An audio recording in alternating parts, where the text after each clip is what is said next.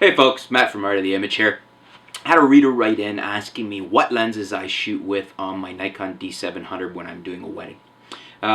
First of all, I use the D700 in tandem with my D7000, so having the two sensors, full frame and the crop 1.5, means I get more versatility out of my lenses, because when I switch them from one body to the other, they change as according to the crop.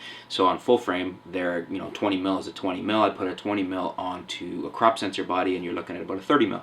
So I just wanted to point that out, because you can. You're obviously getting more versatility when you're not, like if you're shooting with two D700s, which I know several people that do, you're not able to get that little extra versatility out of your lenses.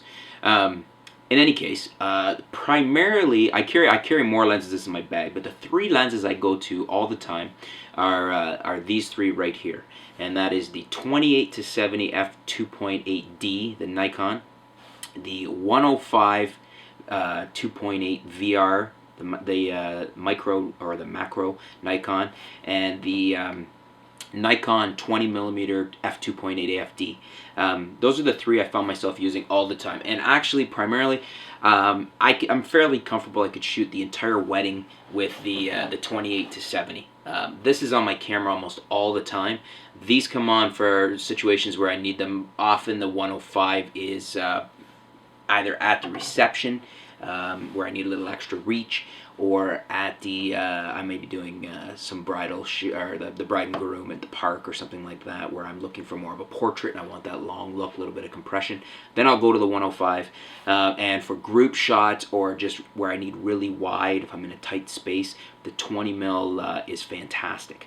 So those are the three that I go to a lot. The 28-70 is a fantastic lens.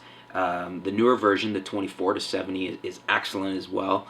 I haven't bothered to upgrade, because basically it's just for the extra 4mm. Sure, it would be nice, but for $600, $700, $800 more between selling this lens and buying the new one, I'm quite happy with my 28. It's about the same quality of lens for what it delivers in image quality. So really, the 24-70, not a big draw for me at the moment. Although it too is a great lens, so it just depends what you want to spend. You could probably pick up a 28-70 anywhere between about $1,000 and $1,400, depending on how lucky you are on eBay or if you know somebody.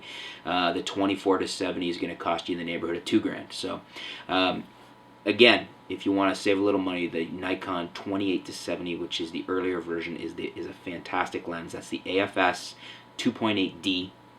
Awesome lens. The 105 f2.8 micro or macro Nikkor is a lot of people are surprised when I say that I use that at weddings and as a portrait lens. Some people think it's slow to focus. And what I usually find is people that think that this lens is slow to focus haven't really tried it with the limiter switch. There's a limiter switch on here, and you can switch it over from 0.5 meters to infinity, or you can switch it to full. Full is what you want to use if you're doing macro shots, if you're doing close-ups of insects or wedding rings or things like that, anything you need a true macro. If you want to use this as a portrait lens, that's when you switch it over to the 0.5 to infinity, and you'll find the focus is a lot faster. It's actually quite a fast focusing lens when it's on that setting.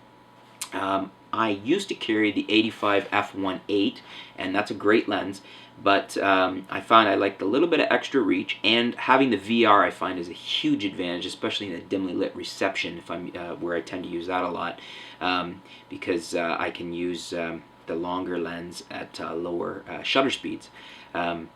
The other thing I find, the 85-1.8, while it's a nice lens, does not always have the nicest bokeh, depending on how far you are from your subject. The 105 macro has beautiful bokeh. It's gorgeous. It's probably even nicer than the 70-200 2.8 VR. Which is another lens I used to carry in my bag. I found I didn't need it as much. It's a very heavy lens. I should say very heavy, but it's a much heavier lens than this. And I was looking to lighten the load in my bag and on my camera. So basically, I really like the 105 on the 700. And then for situations where I need to go wide, I have the 20mm 2.8 AFD, the Nikon. which is a great lens as well. It allows you to get really large groups, situations where they want to get everybody in the photo. If you're getting up on the balcony and you're shooting down at the entire guests crowd, or things like that. Or if you're in tight quarters, it's nice too. A lot of situations where you do need a little bit more width, and that is a great lens for that. It's fast. It's a 2.8. It's nice and light because it's a prime. It's very small. Excellent optic. Very good for close focusing, so you can do some interesting shots that way too. So those are the three lenses that I use most of the time on my 700. Again, the 28 to 70 is on there almost all the time. These two lenses I use just for certain situations where I need them. So that's it in a nutshell, folks. Those are the three lenses that get the most use on my D700 on the FX full frame body. Stay tuned to Art of the Image. We'll be bringing you some more videos, some more posts, and some more articles soon. Thanks.